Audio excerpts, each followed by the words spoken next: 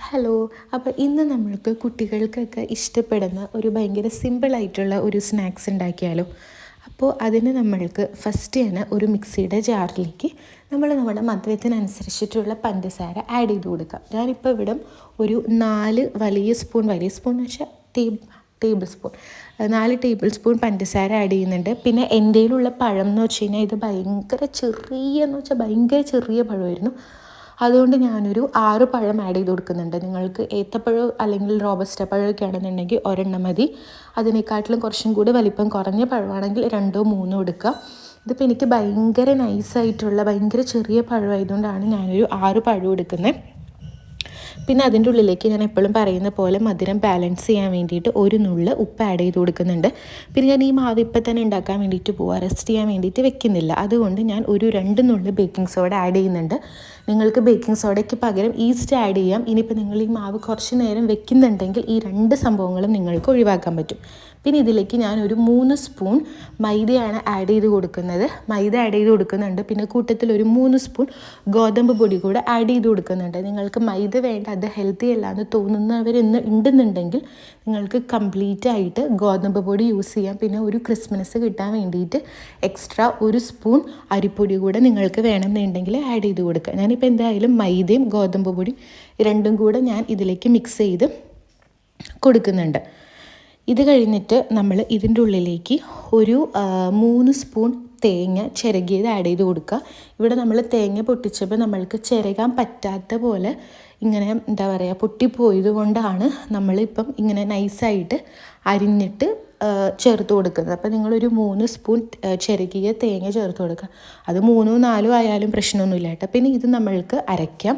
പിന്നെ വെള്ളം ചേർക്കുമ്പോൾ സൂക്ഷിക്കുക, പഴമൊക്കെ ഉള്ളത് കൊണ്ട് നോക്കിയിട്ട് ആവശ്യമുണ്ടെങ്കിൽ മാത്രം വെള്ളം ചേർക്കുക. അപ്പോൾ ഇത് ഈ ഒരു ബാറ്ററിൽ നമ്മൾക്കൊരു കേക്കിൻ്റെ ഒക്കെ ഒരു ബാറ്ററിയിൽ ആ ഒരു ബാറ്ററിലാണ് ഈ മാവ് കിട്ടേണ്ടത്.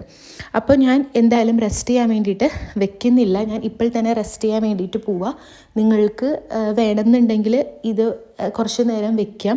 അപ്പോൾ ബേക്കിംഗ് സോഡയുടെയും ഈസ്റ്റിൻ്റെയും ഉപയോഗം നിങ്ങൾക്ക് കുറയ്ക്കാൻ വേണ്ടിയിട്ട് പറ്റും. ബട്ട് ഇൻസ്റ്റൻ്റായിട്ട് ഉണ്ടാക്കിയെടുക്കണം എന്നുണ്ടെങ്കിൽ ബേക്കിംഗ് സോഡയൊക്കെ ആഡ് ചെയ്ത് കഴിഞ്ഞാൽ നന്നായിട്ട് പൊങ്ങി നല്ല സോഫ്റ്റായിട്ട് സംഭവം വരും.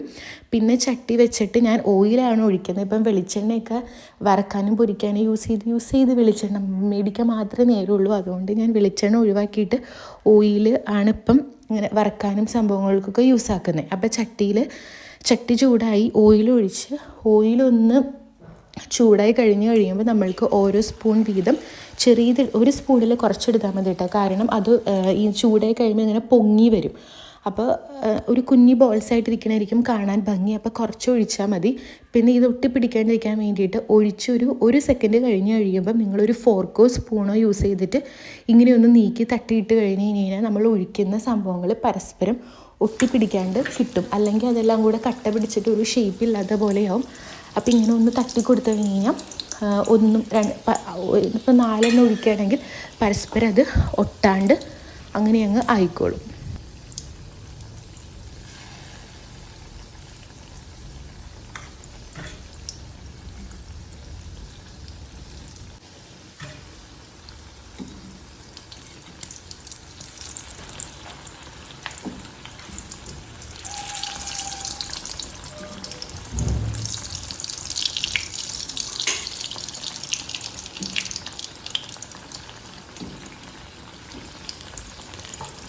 പിന്നെ ഒരു വശം കഴിയുമ്പോൾ മറ്റേ വശം മറിച്ചിടുക.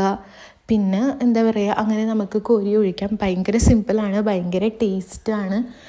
കുഞ്ഞുങ്ങൾക്കൊക്കെ എന്തായാലും ഇഷ്ടപ്പെടും. അപ്പോൾ എല്ലാവരും ട്രൈ ചെയ്ത് നോക്കണം. അത്രയേ ഉള്ളൂ. ടാറ്റാ.